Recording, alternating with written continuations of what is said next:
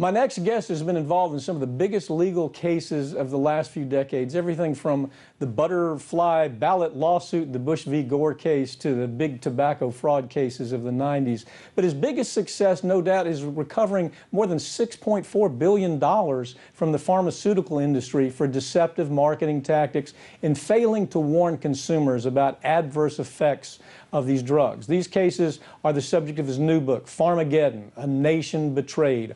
Author and attorney Stephen Scheller joins me now.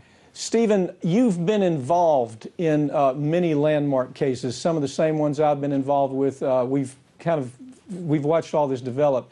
One of the landmark cases with big tobacco, to the fraud of Bush v. Gore presidential election, a whole variety of things that you've been involved with. So why did you choose to focus this book on the pharmaceutical industry with all the things that you could have talked about?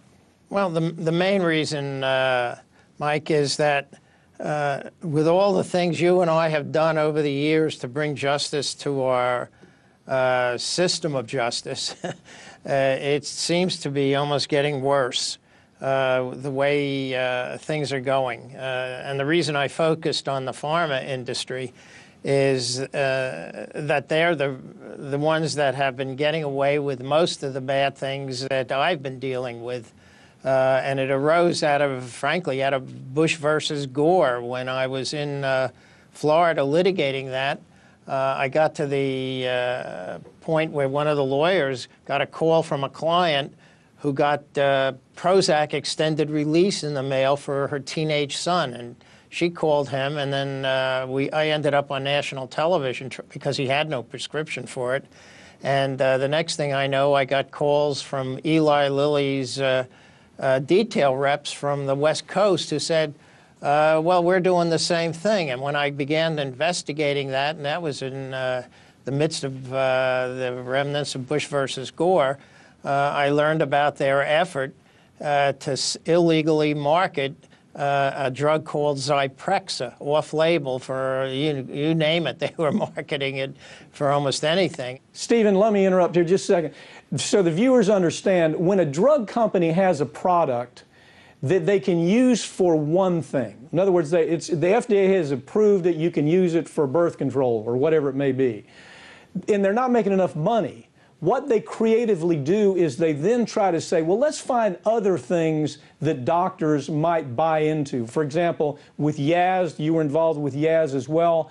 With Yaz, what they determined was, we're going to tell women that they can lose weight and that they can control acne if they take our birth control pill, because there are dozens of birth control pills out on the market. Is this a common practice? You talk about Eli Lilly using this process. Is this a common practice? Yes, unfortunately, it is all too common, and little is done about it other than if they're caught at it, they end up working out a deal often to pay some money, but no one usually ever goes to jail for the illegal activity. It's considered unlawful to market a drug off-label intentionally by a drug company for uses not approved by the FDA. It's gotten a little more complicated recently because now they've added, well, freedom of speech arguments to this.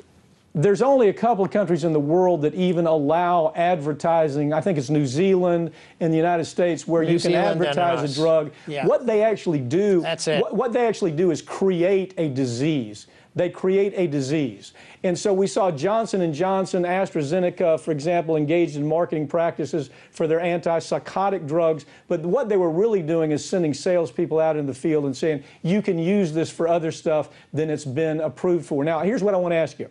What patterns have you observed in these cases about the ways that pharmaceutical companies market their products? How have you seen the patterns that develop? Well, the main pattern you see is they market it for so-called diseases that aren't really diseases and can't be defined. There's no test that you can do that would decide that somebody has some kind of psychosis. You can't do a blood test.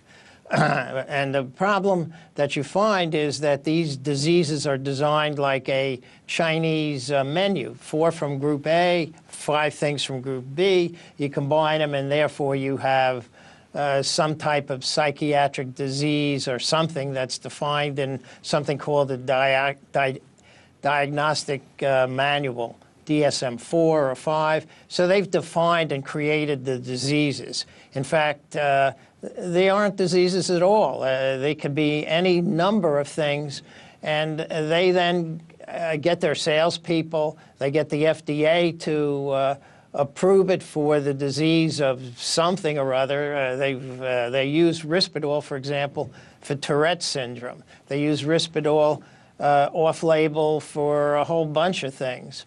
Steve, let's take Risperdal, for example.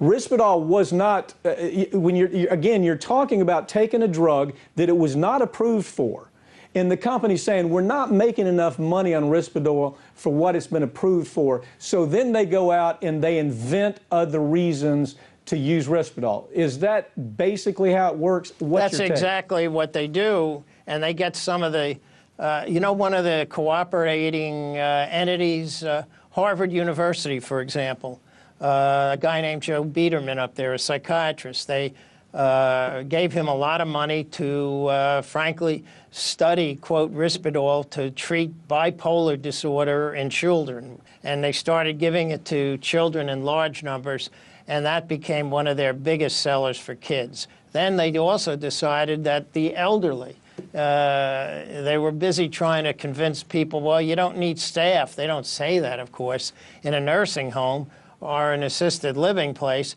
We'll give them 5 milligrams at 5 p.m. And it's not just Johnson & Johnson's Risperdal, it's Zyprexa, it's Seroquel.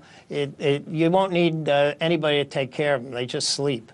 And now they're warned because we discovered that people, the elderly, were dying from this stuff. Steve, your book, Pharmageddon, goes and it lays out step by step how the company invents diseases, literally makes them, invents them, and then secondly, how they even expand that market step by step. I want to tell you, it's a good idea for a book. I want to read it when it's out there. Make sure you stay with this. This is a story that most people simply don't know about. And thank you for joining me, okay?